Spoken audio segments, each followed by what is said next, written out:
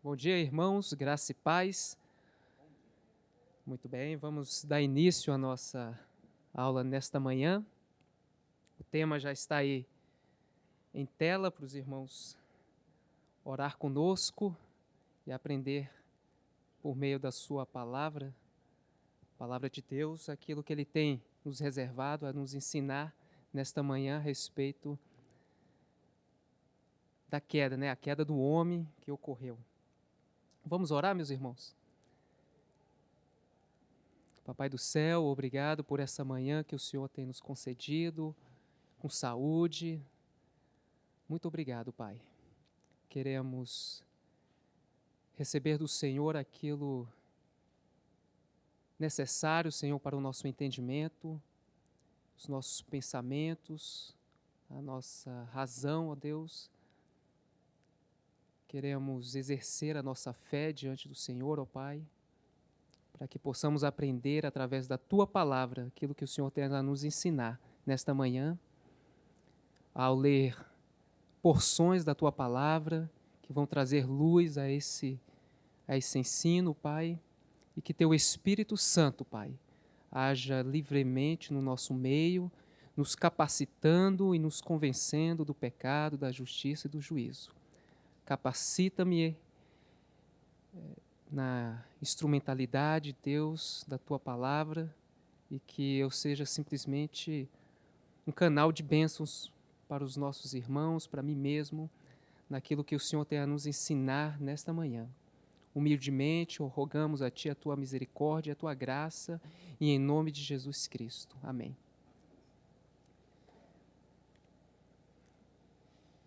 A queda do homem. Gostaria que você abrisse a sua Bíblia em Gênesis capítulo 3.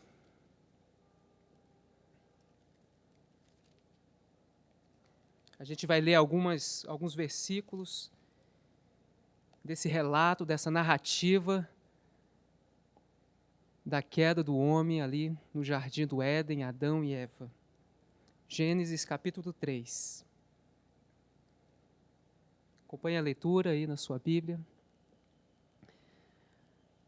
Mas a serpente, mais sagaz que todos os animais selváticos que o Senhor Deus tinha feito, disse à mulher: É assim que Deus disse: Não comereis de toda a árvore do jardim? Respondeu-lhe a mulher: Do fruto das árvores do jardim podemos comer, mas do fruto da árvore que está no meio do jardim, disse Deus: Dele não comereis, nem tocareis nele, para que não morrais.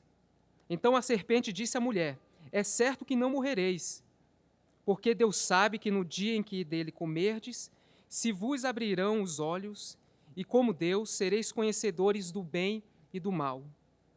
Vendo a mulher que a árvore era boa para se comer, agradável aos olhos, e árvore desejável para dar entendimento, tomou-lhe do fruto, e comeu, e deu também ao marido, e ele comeu. Abriram-se então os olhos de ambos, e percebendo que estavam nus, coseram folhas de figueira e fizeram cintas para si. Quando ouviram a voz do Senhor Deus, que andava no jardim pela viração do dia, esconderam-se da presença do Senhor Deus, o homem e sua mulher, por entre as árvores do jardim. E chamou o Senhor Deus ao homem e lhe perguntou: Onde estás?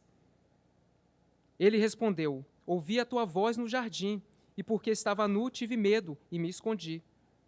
Perguntou-lhe Deus: Quem te fez saber que estavas nus?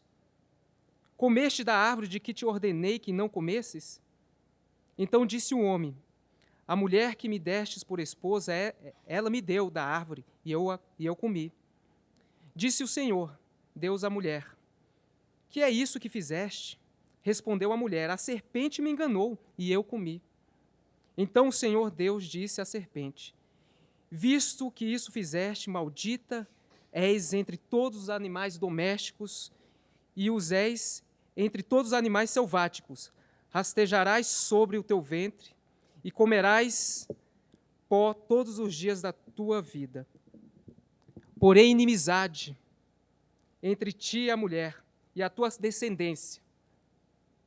e o seu descendente. Este te ferirá a cabeça, e tu lhe ferirás o calcanhar. Somente por aqui, meus irmãos. Então, nós temos aqui aquilo que é tema da nossa lição nesta manhã, que fala da queda do homem que foi feito à imagem e semelhança de Deus. Na criação, Deus estabeleceu uma aliança de pacto de obras. O Criador assim colocou no jardim do Éden diversas oportunidades ao homem de comer e de usufruir da sua criação, livremente. Contudo, a árvore do conhecimento do bem e do mal, Deus assim estabeleceu uma ordenança a Adão e a Eva. Em Gênesis capítulo 2, versículo 16 e 17, Deus estabelece esse mandamento, esse princípio importante. De toda a árvore do jardim comerás livremente, mas a árvore do conhecimento do bem e do mal não comerás, porque no dia em que dela comeres, certamente morrerás. Assim, uma ordenança, uma ameaça clara do nosso Deus, em decorrência, se não obedecesse àquele princípio, àquele mandamento. Ameaça de morte no caso de desobediência. Adão, naquela ocasião, não havia sido elevado acima da possibilidade de santidade no sentido de fazer escolhas acertadas. Ele tinha a possibilidade de errar, de pecar e de morrer. A promessa tinha uma condição de perfeita obediência. Era o teste para provar se Adão estava disposto a submeter a sua vontade à vontade de Deus. Esse é o dilema que vivemos em nossos dias.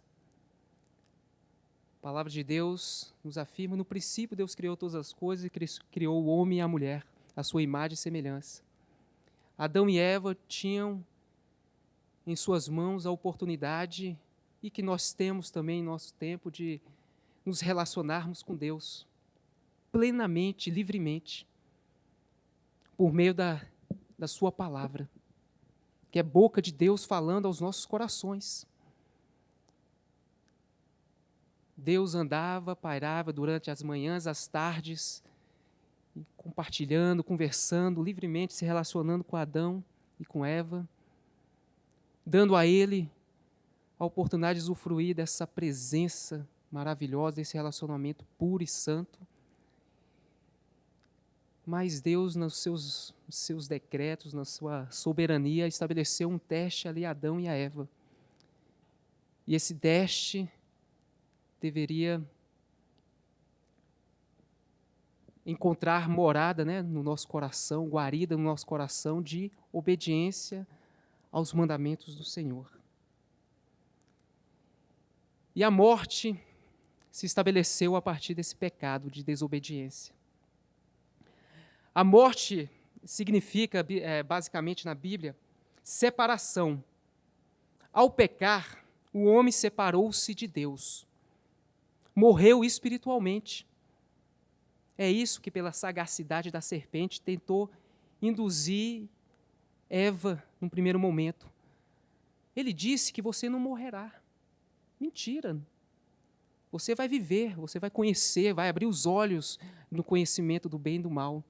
Mas o que a palavra nos ensina na morte é que haverá sim a separação espiritual. Essa separação que o pecado nos aflige e impõe a nós. Separação espiritual com o nosso Deus.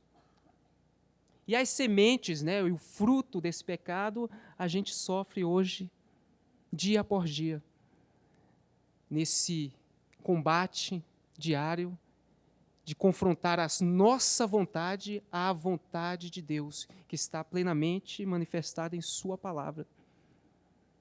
Tivemos agora há pouco o culto do bebê, no que nos ensina e nos exorta a palavra de ensinar a criança no caminho que deve andar, para que, na idade da razão, não venha se desviar dela. Palavra de Deus, mandamento. E aí nos confronta diariamente, né, nesse embate de cumprir a vontade de Deus, ensinar aos nossos filhos, netos, a palavra de Deus, aquele que Ele nos ensina, de inculcar nas crianças versículos por versículos, memorização de versículos, para que na idade da razão, diante do mundo que nos apresenta um colorido, né, muito atrativo, ele esteja preparado para vencer no Senhor essas pressões.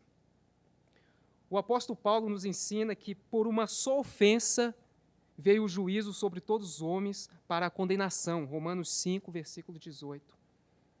Herdamos a culpa do pecado de Adão, herdamos também a corrupção moral. O próprio apóstolo também nos fala em Romanos 7, versículo 23, vejo nos meus membros outra lei, que guerreando contra a lei da minha mente, me faz prisioneiro da lei do pecado, que está nos meus membros.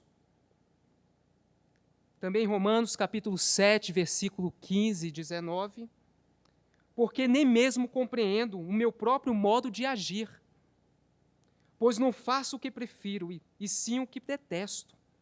Porque não faço o bem que prefiro, mas o mal que não quero, esse faço. O apóstolo Paulo vivia esses dilemas. Por mais que teve experiências miraculosas diante de Deus na estrada de Damasco, no sentir a presença de Deus, e por diversas vezes nós temos essa oportunidade, quando saímos pela manhã e à noite no culto dominical, de experimentar uma palavra que chegou ao nosso coração, que traz alívio a algumas tensões, algumas preocupações e ansiedades que nós temos. O apóstolo Paulo nos ensina que vive esse embate diário. E a prática da palavra e a da queda que a Bíblia nos apresenta, que precisamos conviver com essa realidade e nos esforçar em santidade para que nos relacionemos com o nosso Deus. O apóstolo Paulo, feliz em nos trazer, né, a obra da redenção, né, nos escritos paulinos, e traz com tanta clareza e transparência nos seus escritos, não se colocando no pedestal como santo, separado, homem digno de respeito e de exemplo, mas se batia no seu próprio peito e dizia: eu sou miserável, homem que sou, o menor de todos. O bem que eu quero, esse eu não faço, mas o que eu não quero, esse parece que sai naturalmente dos nossos lábios, em atitudes, em comportamentos. Esse é um cerne principal que nós vamos colocar nesta manhã para os irmãos. Essa consciência de que não há nada, meus irmãos, de bom em nós, se não houver essa capacitação do Senhor de gerar bondade, de gerar amor ao próximo. Se não for por Deus, nós, por motivações diversas, que aparentemente trazem alívio ao sofrimento alheio, no doar, no se entregar, em momentos que está nesse final de ano, né, os nossos corações ficam mais apertados, né? A sociedade, de uma forma geral, promove oportunidades de exercer uma fraternidade. Mas quais são essas motivações que nos levam à ajuda ao próximo? Em obediência à sua palavra? Não é algo para nos satisfazer, uma culpa, uma necessidade de trazer tranquilidade ao nosso espírito e alma. A nossa dinâmica nesta manhã, meus irmãos, é trazer versículos da palavra do Senhor que vai nos confrontar dessa realidade e ser massificamente colocado a mesma situação para nós. Nós somos imperfeitos, nós vivemos em pecado, mas não no exercício contínuo do pecado e precisamos exercitar a nossa fé, que a oração é mais do que isso, né? Calvino, certa vez, colocou esse conceito de oração, né? Coração é o exercício da nossa fé. E a falta de oração, que é esse relacionamento com Deus que nós estamos querendo e procurando quando nós nos dispomos a estarmos aqui na casa do Senhor, que não caiamos num ateísmo, né, prático, né? Uma vida regular de culto, de adoração a Deus dominicalmente, mas isso não chegou ao nosso coração e transformar, né, a nossa vida por completo, o nosso interior. Então vamos passar por alguns versículos, e aí eu queria que o irmão estivesse atento, os versículos vão estar sendo projetados também aqui nos slides. Mas aqui, para não perder o meu costume, né, e também trazer luz a essa ideia de identidade na nossa igreja presbiteriana, né, as confissões, né, que foi até por ocasião uma das aulas que eu tive a oportunidade, e que nos ajuda e me ajuda, né, a trazer respostas claras a esses dilemas, né?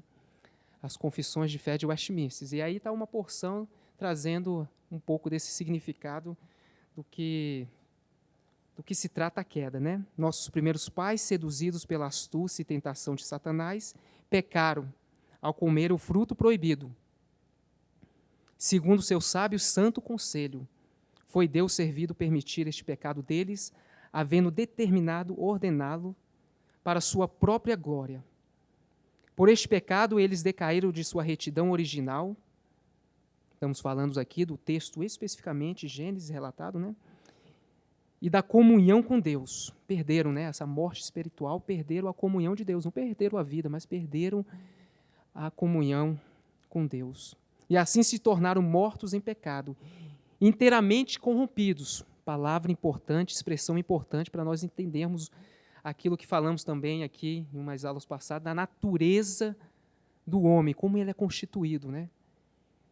Nossa natureza, seja de uma visão dual, né, mas duplex e duplo, que é o que nós entendemos por inteiro, fomos inteiramente corrompidos em todas as nossas faculdades e partes do corpo e da alma.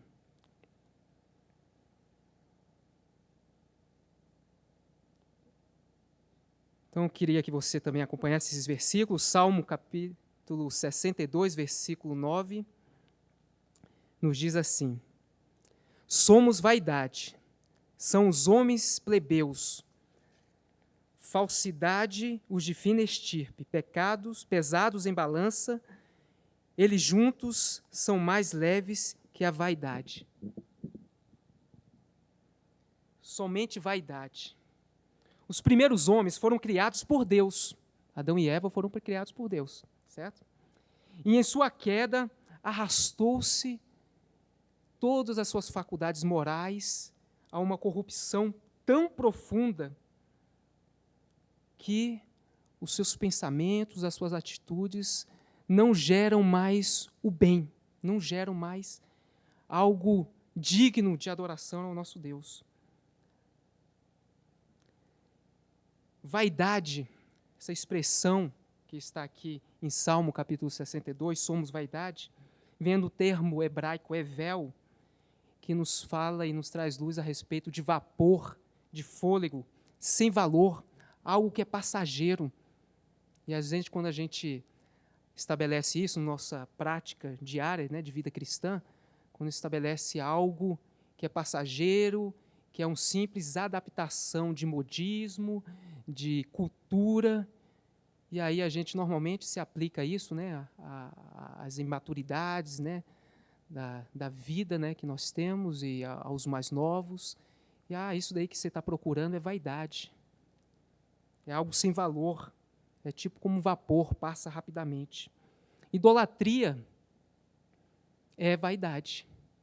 Quando nós colocamos algo que substitui Deus na nossa adoração diária.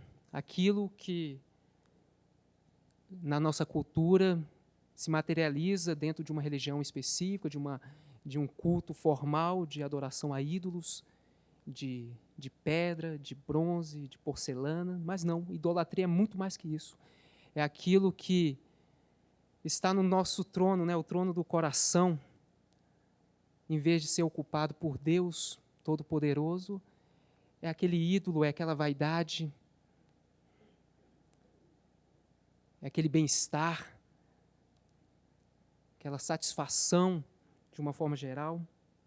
Então, isso é um pouco reflexo da queda que tivemos, que somos descendentes dessa queda.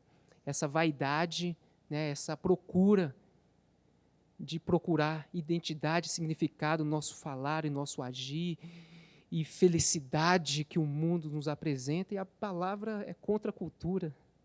Né? O que ela nos fala, o que é felicidade, o que é estar em plena vontade de Deus, buscar a santidade. A palavra nos ensina isso.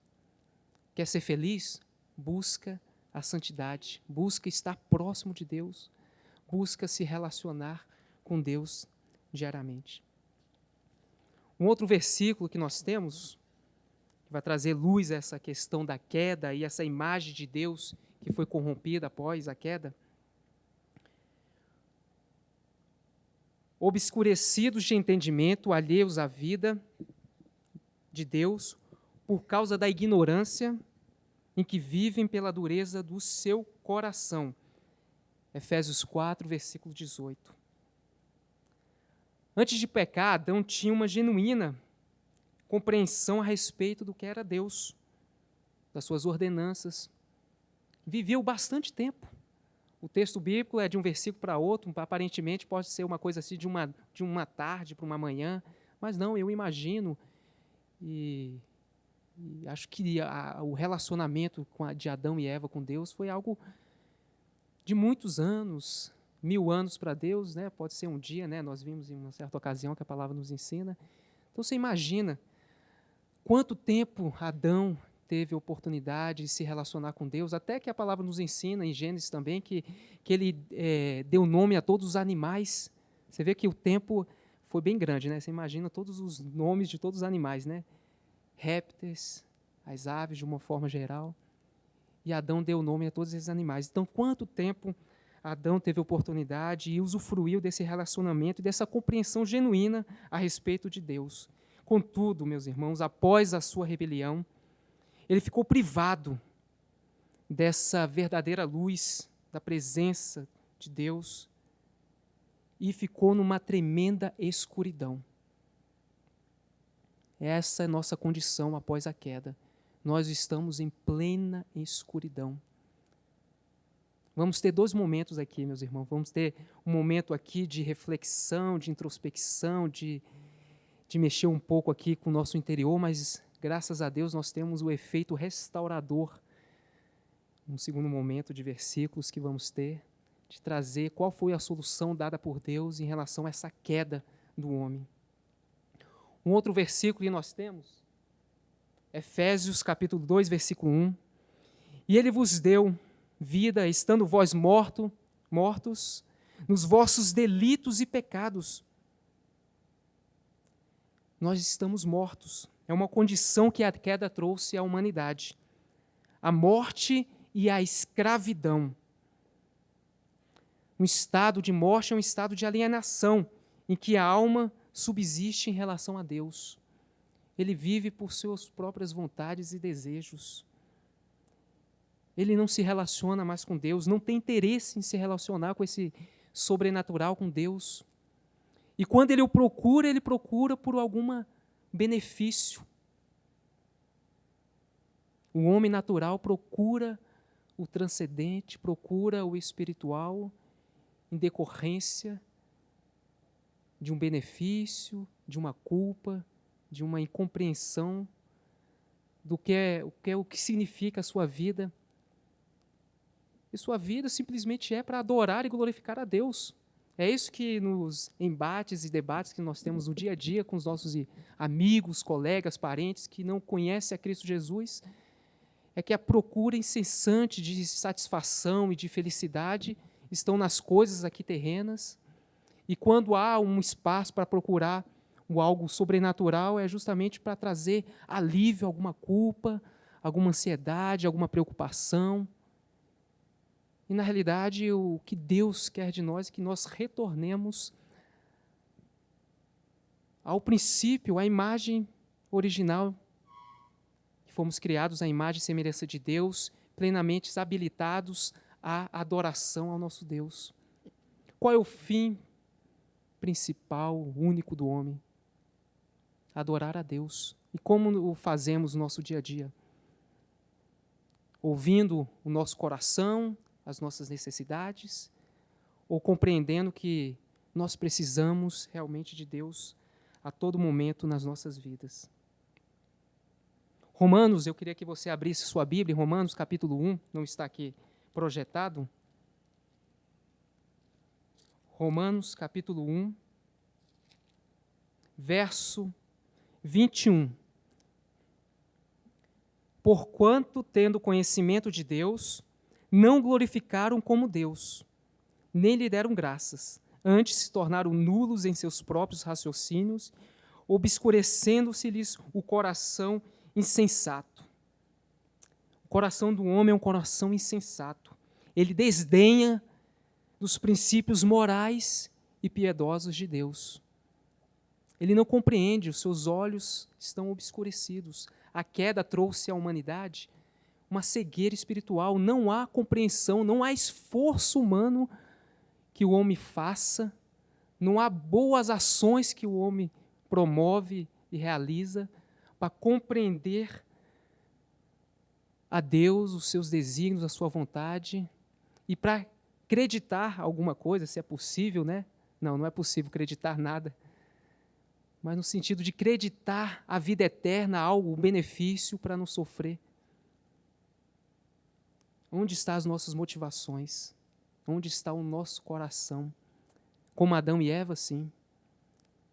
Coração insensato, obscurecido o nosso entendimento.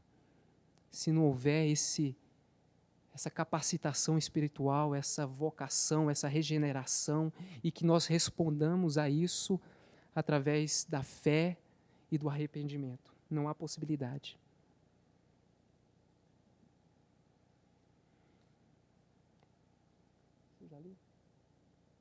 O outro texto aqui. Eu li, passei demais? Isso, obrigado. Salmo capítulo 8, versículo 6. Deste-lhe domínio sobre as obras da tua mão e sob seus pés tudo lhe puseste. O homem foi capaz, Adão e Eva tinham um domínio original, um primeiro domínio sobre todas as coisas. Mas ele ignorou esse domínio e fez conforme assim o seu querer e a sua vontade. Despojado de seu primeiro domínio, ele foi deixado cativo, né, a escravidão. Um outro texto que nós temos, em Efésios capítulo 1, versículo 4. Assim como nos escolheu nele antes da fundação do mundo, para sermos santos e irrepreensíveis perante ele e em amor. Deus nos escolheu. Graças a Deus por isso. Antes mesmo da fundação do mundo. Todos nós estamos perdidos em Adão, se não houver essa capacitação, essa regeneração. A nossa resposta a esse presente dado por Deus em fé, em arrependimento de maus hábitos, à luz da palavra de Deus, ocorre porque, de forma miraculosa, ocorre porque Deus assim graciosamente nos deu. Estávamos perdidos e Ele assim nos escolheu.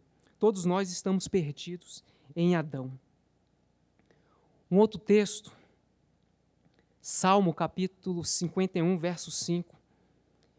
Eu nasci na iniquidade, e em pecado me concebeu minha mãe.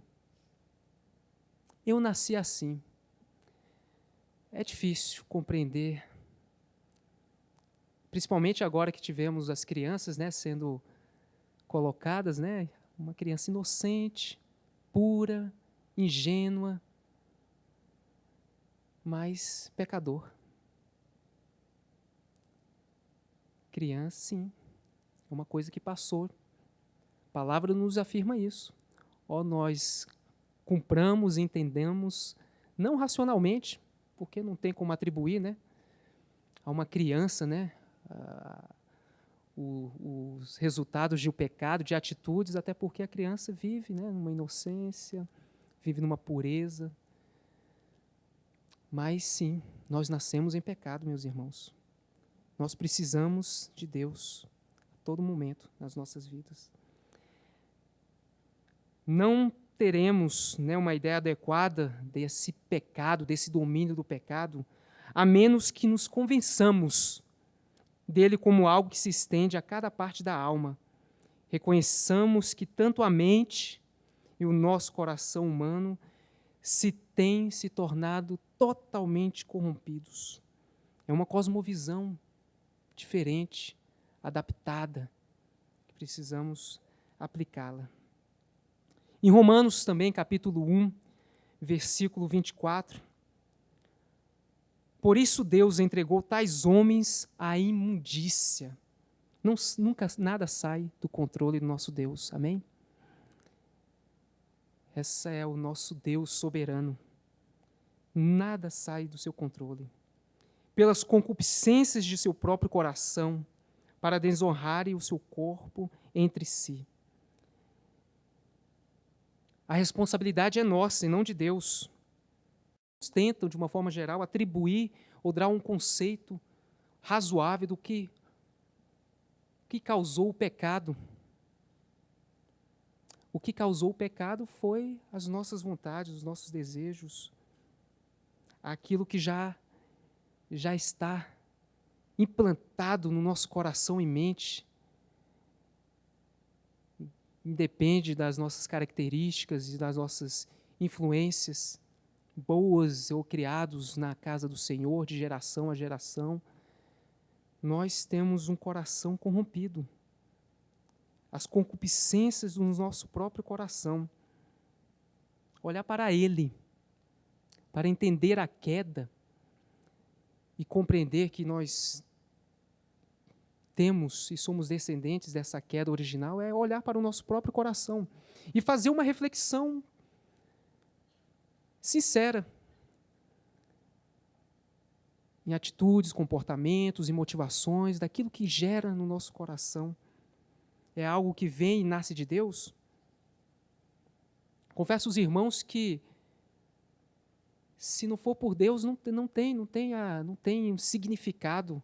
Se não for por Jesus Cristo, que nos resgatou e nos regenerou, não tem motivos de estarmos aqui reunidos. Estamos aqui para quê? Para entendermos mais desse Deus que se revela na sua palavra, para cumprirmos aquilo que Ele nos ensina na sua palavra, não pelas nossas forças, mas por capacitação dada por Deus. Isso são consequências da queda que fomos sujeitos.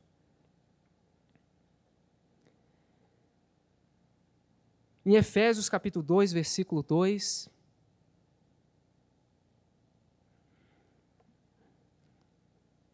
nos quais andastes outrora, segundo o curso deste mundo, segundo o príncipe da potestade do ar, do espírito que agora atua nos filhos da desobediência.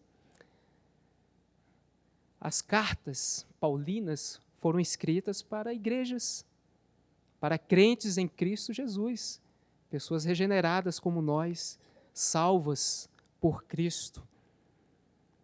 E aí o discurso, sempre que o apóstolo Paulo nos apresenta aqui, fala, olha, vocês andavam outrora segundo o curso deste mundo, conforme aquilo que o mundo os apresenta como valor, como significado, como importância.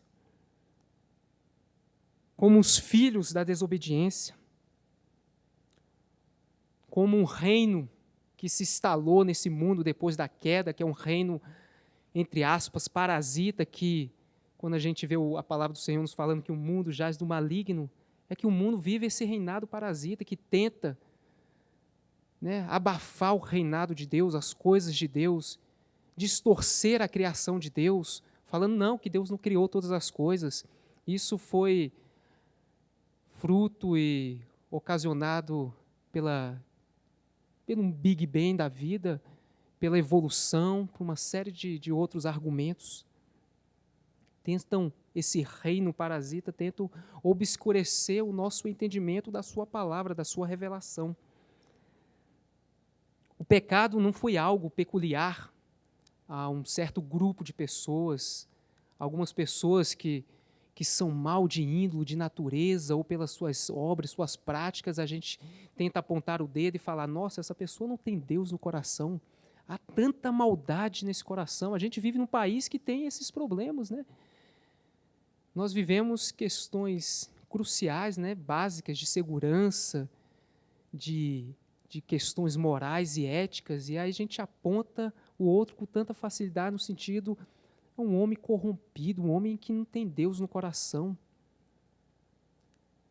Sim, é um conceito e é importante que a gente tenha isso como certo, que as pessoas não têm realmente Deus no coração. E também nós não tínhamos, se não fosse pela providência de Deus, pela sua graça e misericórdia que nos alcançou, pela sua regeneração. Então, ter um coração misericordioso, né, ao próximo, nos ajuda muito a entendê-lo. Passa, primeiramente, a entender nós como pecadores, ser misericordioso e gracioso, como Jesus foi em seu momento. Os evangelhos, não temos oportunidades de ler os evangelhos na nossa leitura anual. Nós vemos Deus tão misericordioso, tão gracioso. As multidões iam procurar Jesus, querendo alento e conforto aos seus corações, e principalmente com uma deficiência física, uma doença. As pessoas vinham, assim, de cidades, né, de circunvizinhas, à procura de Deus, à procura de um milagre, né, para suas vidas. E Jesus olhou ali as motivações e viu, poxa, mas as motivações são pecaminosas. As motivações só querem o bem-estar. Mas Deus é misericordioso, como Ele é conosco, né?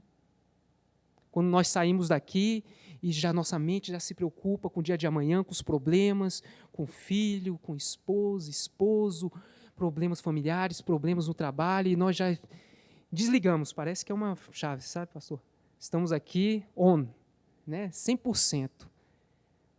Levantamos as mãos, fechamos os olhos, abrimos a Bíblia, temos um momento aqui de ouvir a palavra de Deus, saiamos daqui, desligamos, ou deixa ali um modo ali de silencioso, né, para não gastar um pouco a bateria, né, modo avião. E aí a gente fica se preocupando lá, né. Eu falo isso porque eu vivo isso.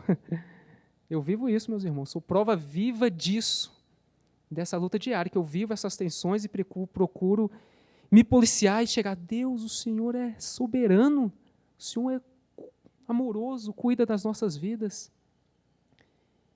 E pode trazer alívio às nossas ansiedades, nosso estresse, essas doenças modernas, né, no nosso dia, né? As pessoas não falam mais de doenças assim físicas, né, emocionais, de uma forma geral, mas fala-se essas doenças psicossomáticas, né, que nos afligem tanto e geram essa ansiedade, né, esse estresse de nós. E precisamos ser vigilantes, meus irmãos.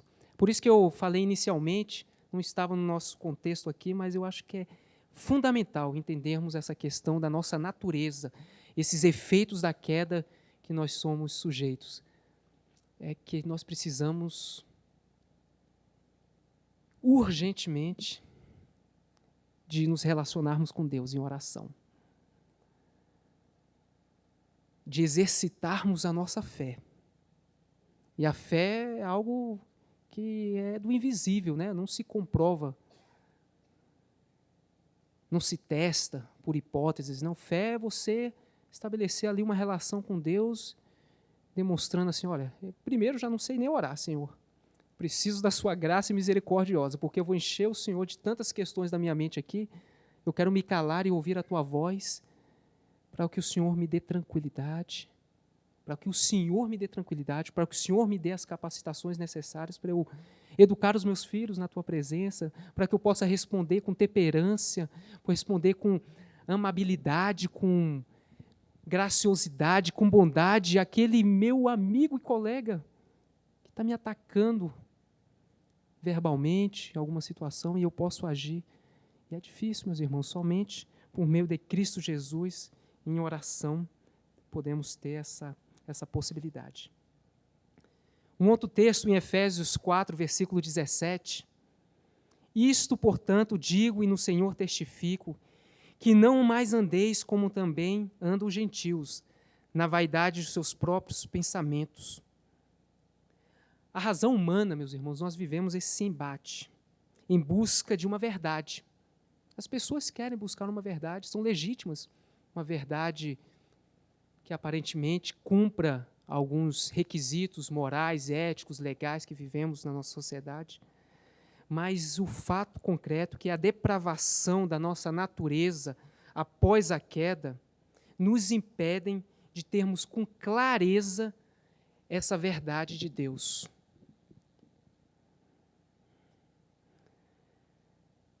Vaidade nos nossos próprios pensamentos, que queremos trazer argumentos racionais para que possa validar alguma verdade que temos. Em contrapondo com uma verdade, às vezes, até bíblica. E a gente tenta ser até mais tolerante com nós mesmos, com as pessoas de próximos, parentes, a respeito de algum ensino da palavra do Senhor. Não é verdade? A gente tem muita cautela, cuidado, quando a gente aplica algum conceito para nós, e às vezes para alguém próximo de nós que está vivendo uma realidade, você tem que ser boca de Deus ali, com amabilidade, com amor, mas tem que falar das coisas de Deus. Que Deus é o Criador de todas as coisas, que Ele é soberano, Ele rege a minha vida, que Ele é o Senhor da minha vida. A gente vive um contexto social de muitas preocupações em todas as áreas. E aí as pessoas nos apresentam, compartilham conosco os problemas e qual é a nossa resposta em relação a isso? Eu também estou preocupado. O mundo está difícil. O emprego, empregabilidade, governo, economia, política, religião, ideologia. Estou preocupado. Fala, estou nas mãos de Deus. Deus sabe de todas as coisas. Deus, Ele tem um controle de todas as coisas. Eu quero descansar nele.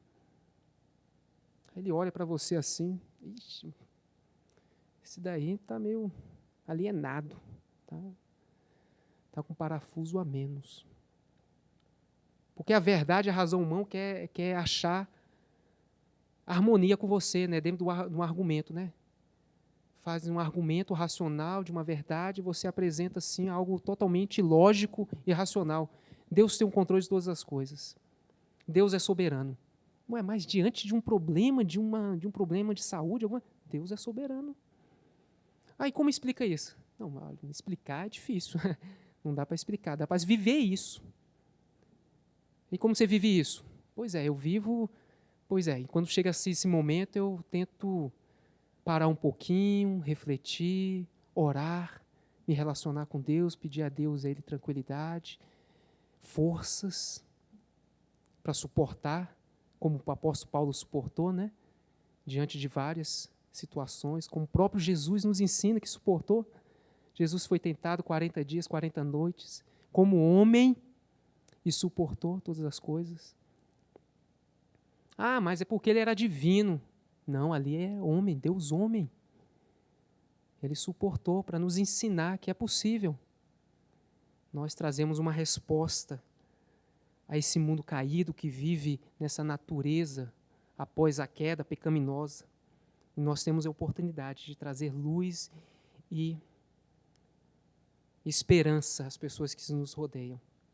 Eu li vários textos aqui para os irmãos do livro, né, da carta aos Efésios, e o centro da carta de Efésios nos fala assim: encorajar a igreja em Cristo em sua aplicação na vida cotidiana para Cristo no mundo.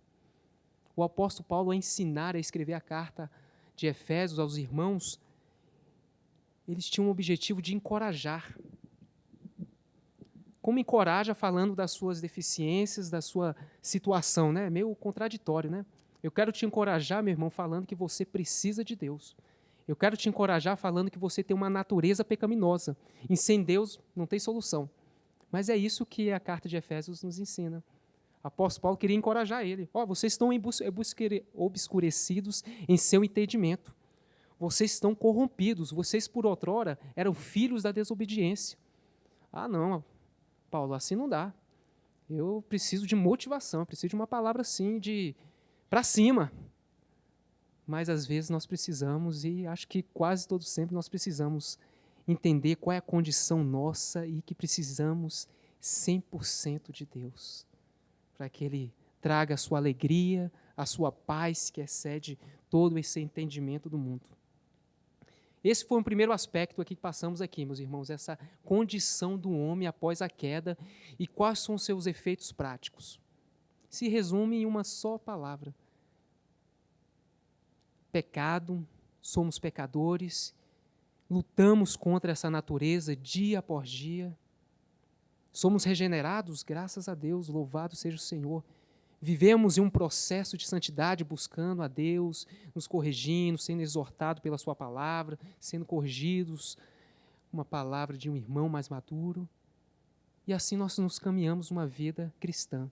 Mas não nos esqueçamos de que há dentro de nós essas vontades pecaminosas e precisamos combatê-las todos os dias. Mas há uma solução dada por Deus.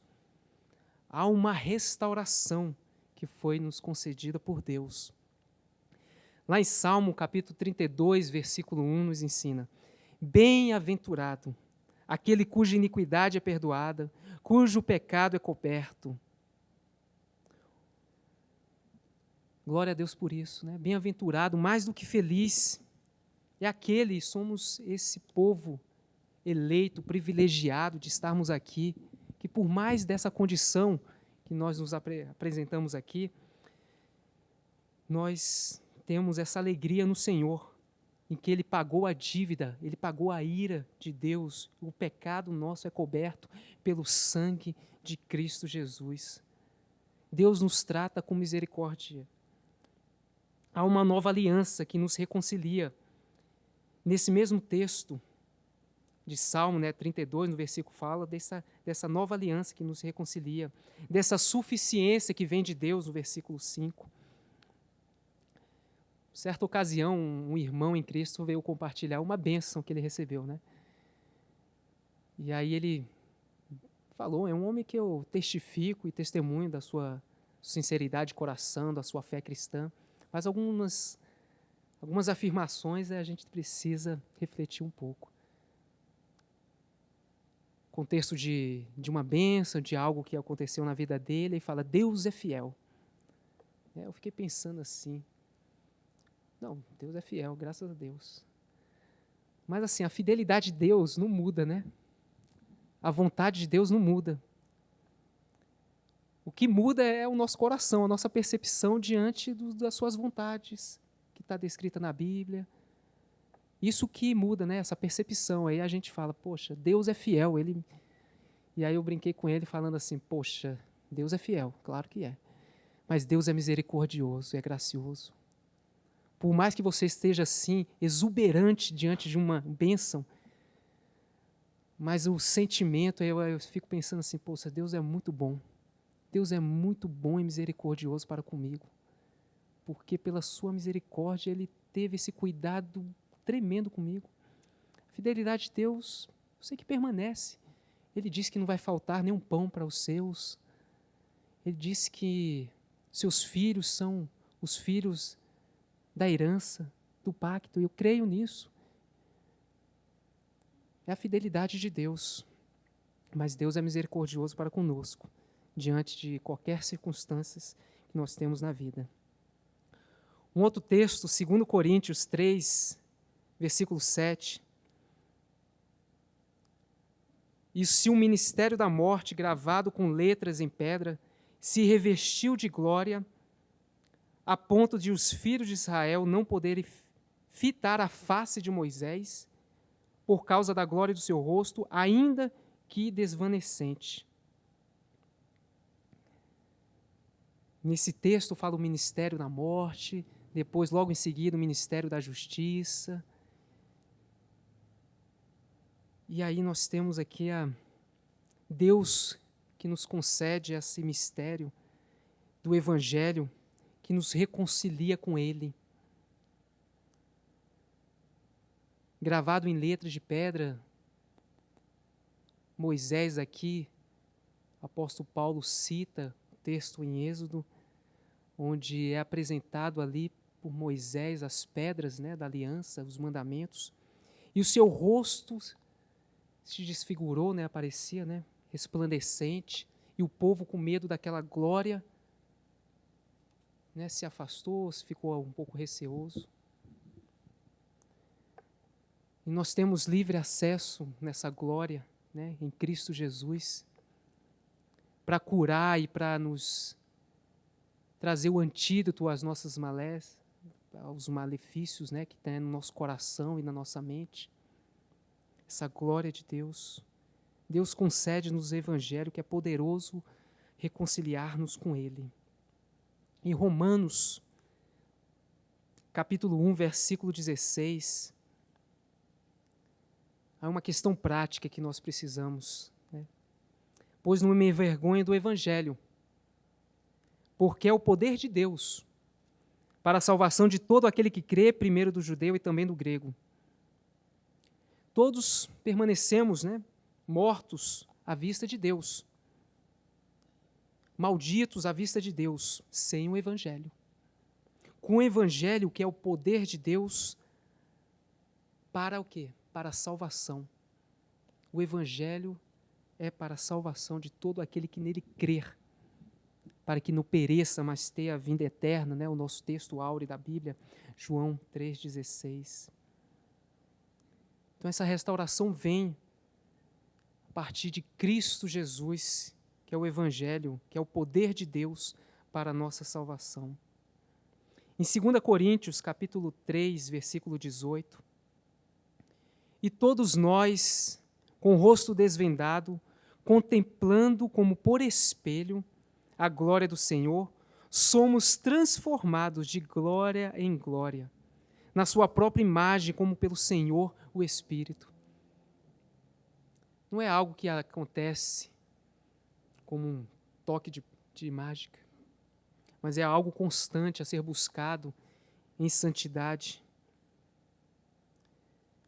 a retornar à imagem e semelhança de Deus. É esse os efeitos que a queda nos prejudica, nos prejudicou, é que perdemos a imagem e a semelhança de Deus. O Deus encarnado, Jesus Cristo, é o fato concreto de que nós somos imagem e semelhança de Deus. O próprio Deus, na eternidade, estabeleceu um plano, né, em Gênesis 3, versículo 15, que foi o último versículo que nós lemos originalmente, que falou ali que nascerá aquele que pisará, né, a cabeça da serpente. E como é a fisionomia desse filho? Como nós, olha o privilégio que nós temos, né, ser imagem e semelhança de Deus. E os efeitos da queda nos traz esses problemas que nós não refletimos como um espelho, né, a imagem e semelhança de Deus. E precisamos desse evangelho poderoso que nos transforma, a imagem e a semelhança de Deus. O propósito do evangelho é a restauração dessa imagem, né, o qual foi cancelada pelo pecado. Um outro versículo, meus irmãos, Efésios capítulo 4, versículo 24, e vos revistais do novo homem criado segundo Deus, em justiça e retidão procedentes da verdade. Há uma ação, né, nossa de nos revestirmos com esse novo homem que está dentro de nós. Há alguns exemplos quando a gente fala de essa luta interna que há entre o novo nascimento, né, e um antigo modo de viver. Às vezes as expressões de alguns pastores fazem como se fosse um animal, né, alguma coisa que você alimenta, você cuida, você tem a cautela ali com ele, e outro você deixa ali de lado, você não se preocupa. são questões práticas, né? Em momentos com Deus, em momentos de submissão à vontade de Deus. Não é uma questão de leitura, simplesmente por ler, ou um tempo de oração, simplesmente para cumprir um momento. Antes dos alimentos, eu vou ali, né? Das refeições, eu vou agradecer a Deus. É se submeter, né, à vontade de Deus, que Ele tem nos provido no nosso alimento, tem provido com saúde e nos abençoe. Essa imagem que nós foi corrompida, ela será restaurada e foi restaurada por meio de Cristo Jesus. E glória a Deus por isso. 1 Coríntios, capítulo 15, versículo 50. Isso afirma, irmãos, que a carne e o sangue não podem herdar o reino de Deus, nem a corrupção herdar o incorruptível. Não há filosofia, não há maneira que a gente busque em esforço próprio que essa carne e sangue podem herdar o reino de Deus. Somente por uma transformação de Deus nos nossos corações, que esses efeitos da queda vão deixar de existir. E eles vão deixar sim, meus irmãos, com fé e com arrependimento. A única maneira de entrarmos no reino de Cristo é pela renovação da nossa mente e coração segundo a própria imagem de Cristo. Ao ler os evangelhos, nós temos a imagem nítida de como Jesus foi. Ele tinha uma missão, né? Uma missão a cumprir, de estabelecer o reino de Deus no mundo, de cumprir aquilo que era sujeito a Deus, que a ira, o pecado foi tão transgressor, né? Que somente Deus e homem, um Deus encarnado como homem, pudesse pagar pelos nossos pecados. Isso foi feito e nós temos consciência disso, nós racionalizamos isso, entendemos isso pela revelação da sua palavra, mas mais do que isso, nós temos fé de que isso é verdade nas nossas vidas, no nosso dia a dia, no nosso caminhar. Para terminarmos, meus irmãos, aqui um último versículo. 1 Coríntios, capítulo 15, versículo 49. E assim como trouxemos a imagem do que é terreno, devemos também trazer a imagem do celestial. Na segunda vinda de Cristo, seremos transformados definitivamente na sua imagem perfeita, incorruptível, um corpo transformado. Agora começamos a exibir a imagem de Cristo e somos transformados nela diariamente, paulatinamente. Porém, essa imagem depende da regeneração espiritual. Mas depois de sermos restaurados, há essa plenitude em nosso corpo, em nossa alma, podemos trazer esperança àqueles que estão carentes da graça e da misericórdia de Deus. Os efeitos da queda, nós sabemos, passamos por vários versículos aqui, que certifica dessa natureza pecaminosa. Nós temos aqui que o antídoto, o efeito restaurador dessa imagem e semelhança foi dado por meio de Jesus Cristo, o nosso Senhor e o nosso Salvador. E é por meio dela e pelo poder em Deus que possamos trazer esperança ao mundo decaído, trazer luz, trazer um novo modo de ver a vida e de usufruir de uma vida plena e abundante. Isso é promessa e essa é bênção que Deus nos deu, né? Uma vida em abundância, em felicidade, ao cumprimento, né? E a sua palavra, aquilo que Ele nos ensina. Que sejamos fortes, que sejamos disciplinados, né? Na sua palavra, e saber qual é a nossa condição. E se a condição não somos refém dela, mas temos um antídoto que é Jesus Cristo, que nos ajuda e que nos convence, o seu Espírito Santo, do pecado, da justiça e do juízo. Tem aqui um slide que eu queria ler com os irmãos. A natureza do primeiro pecado. Pastor Frank Ferreira nos trouxe essa reflexão e essas perguntas. Na verdade, ele implica uma mudança radical na cosmovisão do homem. Adão e Eva enfrentaram uma escolha clara. Eles tinham consciência, como eu falei para os irmãos, né, daquilo que era ordenança. E de tudo que era bom que estava no jardim do Éden. Eles podiam usufruir, mas pela sua vontade, pelo seu arbítrio, escolheram fazer aquilo que aos seus olhos encantavam. Adão e Eva enfrentaram uma escolha clara. Acreditariam na palavra de Deus, que era Deus falando a eles, que representava para eles a própria autoridade de Deus? Essa é a pergunta que devemos nos fazer. Vamos nos submeter à palavra de Deus, que é a autoridade dele? Ou elevariam sua própria razão acima da palavra de Deus, a fim de avaliá-la e decidir por si mesmo se seria verdade ou não? Vamos avaliar a palavra de Deus, vamos colocar ela num laboratório e vamos fazer, não, isso se aplica, isso não se aplica. Vamos se submeter integralmente à palavra de Deus? Quem seria a autoridade final? Deus ou o homem? Essa é a pergunta. Precisamos diariamente, em vários momentos da nossa vida, nos fazermos. Quem é a autoridade final? Deus ou o homem? As circunstâncias ou o homem? O meu coração, as minhas vontades ou Deus? E que a nossa oração seja essa, de que Deus é a nossa autoridade, é o nosso Senhor e é o nosso Salvador. E eu queria terminar lendo esses 3 versículos em Romanos, capítulo 7, 15, 19 e 20. Aqui lemos também alguma coisa no início. Aquilo que foi dificuldade do apóstolo Paulo, porque nem mesmo compreendo o meu próprio modo de agir. Não é para compreender, meu irmão. Não tenta compreender. Descansa no Senhor, coloca as suas esperanças no Senhor. Pois não faço o que prefiro, e sim o que detesto. Versículo 19. Porque não faço o bem que prefiro, mas o mal que não quero, esse faço. Versículo 20. Mas se eu faço o que não quero, já não sou eu quem o faz, e sim o pecado que habita em mim.